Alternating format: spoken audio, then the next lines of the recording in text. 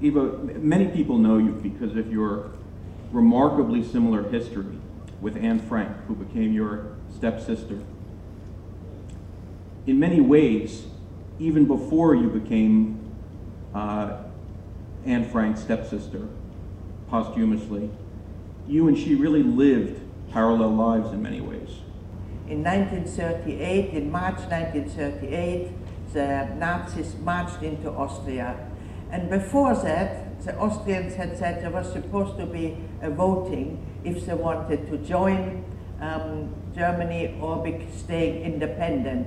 And it looked as if they really wanted to stay independent. And but as soon as the Nazis come in, all this was forgotten. The people stood in the street welcoming the Nazis. Everybody had the big red flags with swastika hanging from the windows, and in the street holding the swastika, everybody with their hands out, Heil Hitler, and we Jewish just peeped from the windows thinking, now this is bad news for us. And indeed, the population changed immediately. My husband, who comes from a German background, he always says the Austrians were even worse than the Germans. And I think it was true. They wanted to prove how good anti-Semites they were. And they really, in many, many camps, the commanders were actually Austrians. And my first real experience with anti-Semitism was my best friend was a Catholic girl, and after school I usually popped into her house before I went home.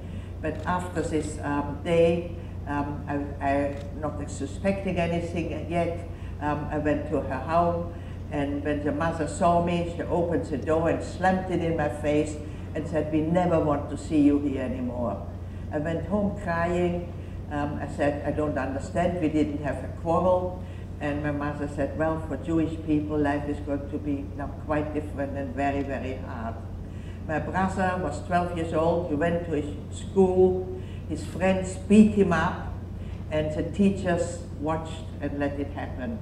He came home all bleeding, and you know, he was in shock as well. The people from the resistance came to look over each hiding place and said, well, we can make a false partition there, and or sometimes there was space under the floorboard, or so sometimes in a cupboard they made a false bottom or things like that.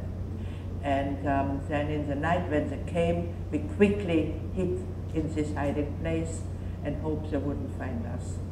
And of course, when it happened nearly every week, the people who hid us sometimes after 6 months, sometimes even after 3 weeks, became so nervous that they said, you have to look for a different hiding place.